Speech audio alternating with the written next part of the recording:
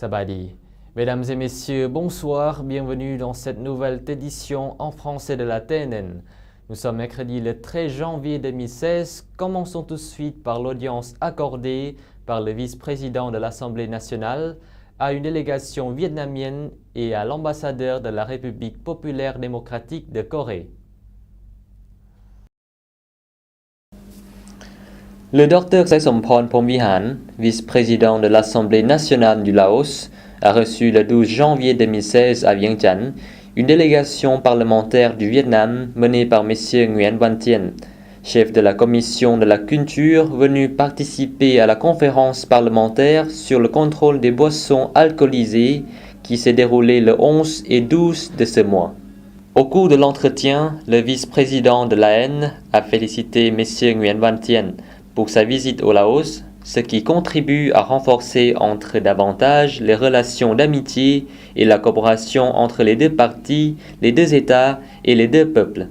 De son côté, M. Nguyen Van Thien a remercié le Dr Saixomporn Phomvihane pour son accueil chaleureux et lui a informé des résultats de la rencontre entre les participants à la conférence. Le même jour, le Dr Saixomporn Phomvihane a reçu M. Lee Sang-kun, nouvel ambassadeur de la République populaire démocratique de Corée, à l'occasion de sa nomination au Laos.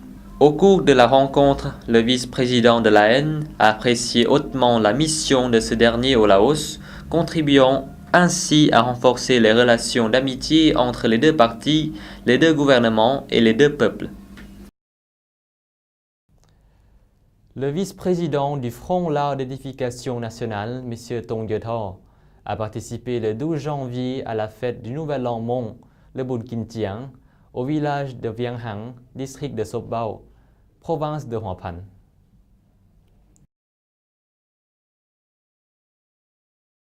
Dans son discours, M. Tong Yeot-ho a déclaré que le Bun Kin Chiang, le Nouvel An des Hmong, tient une signification importante car il est célébré chaque année après les récoltes. À cette occasion, on célèbre également la fin de l'ancienne année et l'accueil du Nouvel An Hmong. Cette fête marque aussi la solidarité avec les autres communautés ethniques du pays et donne l'occasion aux Hmong de se souhaiter entre eux de bons vœux et d'offrir des aliments aux ancêtres. Le Nouvel An Hmong met en valeur le respect des bonnes traditions et de la culture ethnique préservée depuis de nombreuses années. La fête du Nouvel An Hmong se déroule sur plusieurs jours, dont les 3 premiers sont les plus importants. Au début de la fête, le chef du village a présenté un bilan des activités de l'agriculture et de l'élevage et du plan de développement socio-économique du village de l'année passée, ainsi que les orientations envisagées pour l'année suivante. Il a souligné l'étroite solidarité qui unit tous les groupes ethniques du village. Vulgarisation des résultats de la 10e session de la 7e législature de l'Assemblée nationale. Le comité des députés de la première circonscription de la capitale s'est déplacé dans l'arrondissement de Sang Thong pour présenter les succès de la 10e session de la 7e législature de l'Assemblée nationale. Cette délégation a été menée par M. Lassanivong Amalathithada, chef du comité des députés de la première circonscription. Au cours des entretiens avec les autorités locales, les députés ont entendu le rapport sur le développement socio-économique de cet arrondissement. Étude de faisabilité du projet d'irrigation du barrage de Sepien Senam Noi. Un mémorandum relatif à ce projet a été signé le 11 janvier 2016 à Vientiane entre M. Mai Kong Phomavong, chef du département d'irrigation du ministère de l'Agriculture et des Forêts, et M. Chung Ye, directeur général de la société Sientiai, de construction des ponts et chausseurs. M. Phet Phopithak, ministre de l'Agriculture et des Forêts, et M.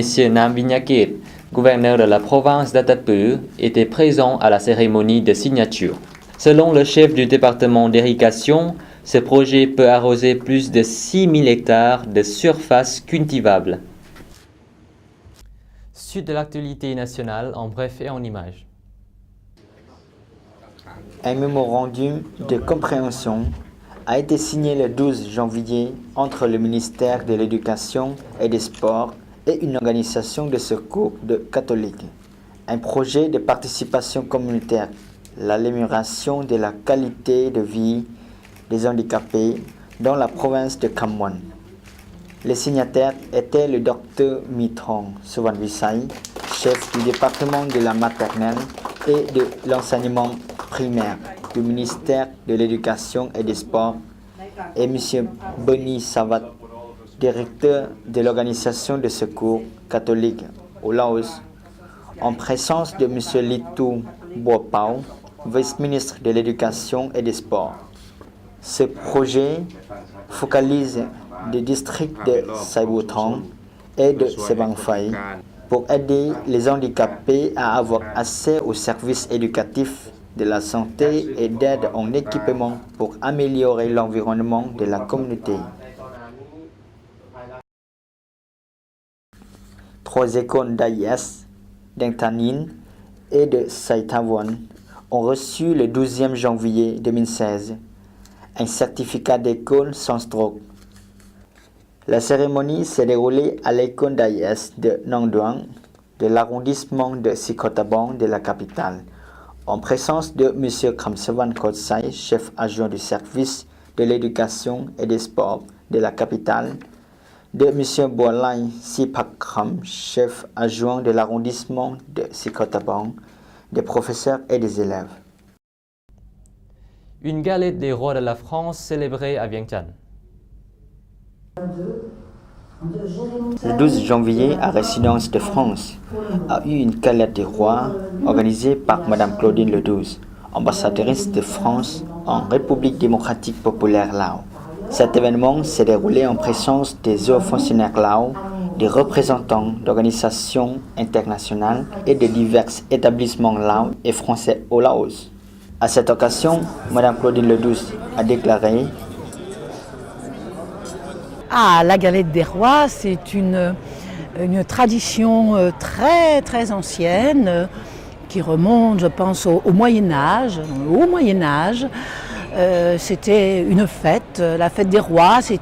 Le principe, c'était de devenir roi ou reine, au moins une journée. Voilà. Et aujourd'hui, on a conservé cette tradition en France.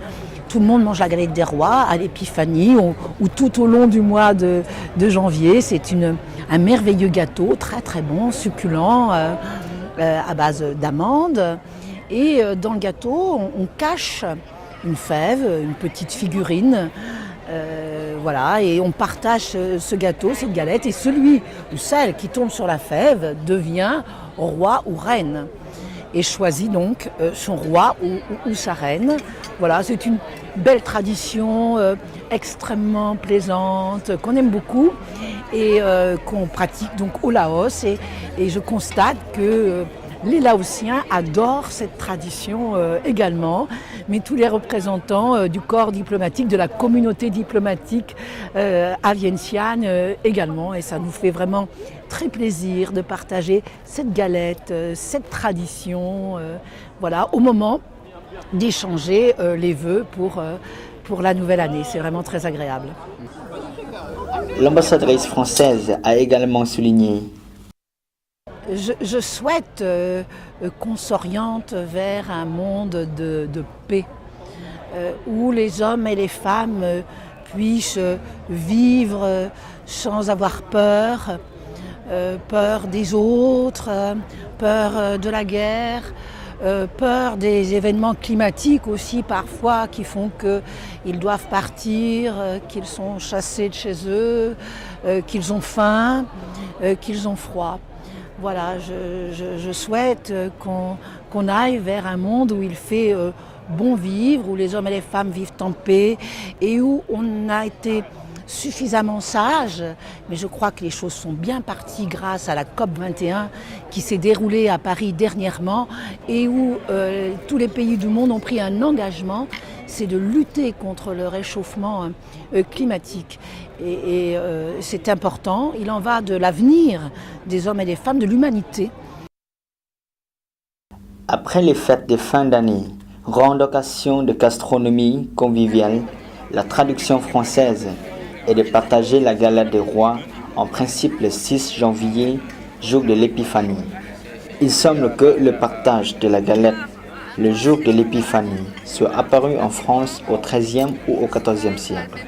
L'Épiphanie est une fête chrétienne célébrant la visite des 3 rois mages. Selon la tradition, guidés par l'étang du berger, se sont rendus à Bethléem pour se recueillir devant la crèche de l'enfant Jésus et lui offrir de précieux présents. Mais la tradition de galette des rois trouve également ses origines dans l'Antiquité.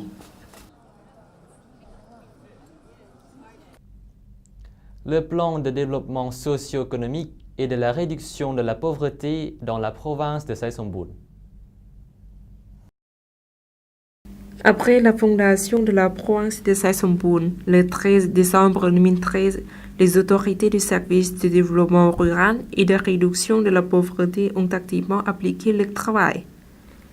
Cette province compte 5 districts, 96 villages, dont 13 063 foyers. Parmi ces villages, il ne reste que 26 villages pauvres et 15 villages ont été déclarés les villages de développement. Selon les orientations pour 2016-2020, notre province recoupera les petits villages dans les zones rurales en une petite ville, gérera la terre agricole et la profession pour les habitants.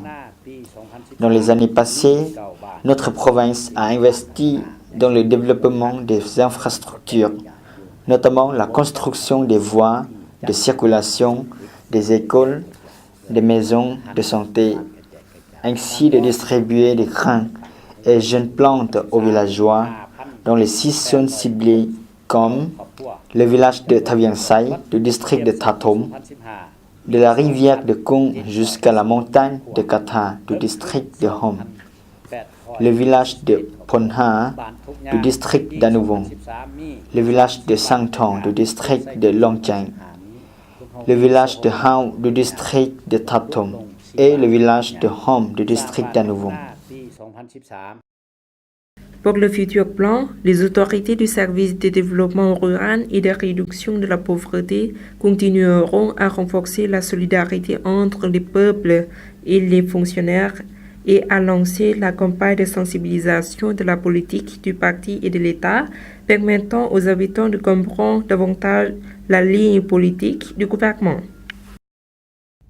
Voilà, c'est la fin de cette édition. Toutes les équipes vous remercient pour votre fidélité. Pour voir ou revoir nos reportages, rendez-vous sur la page internet du journal en français de la TNN. Au revoir.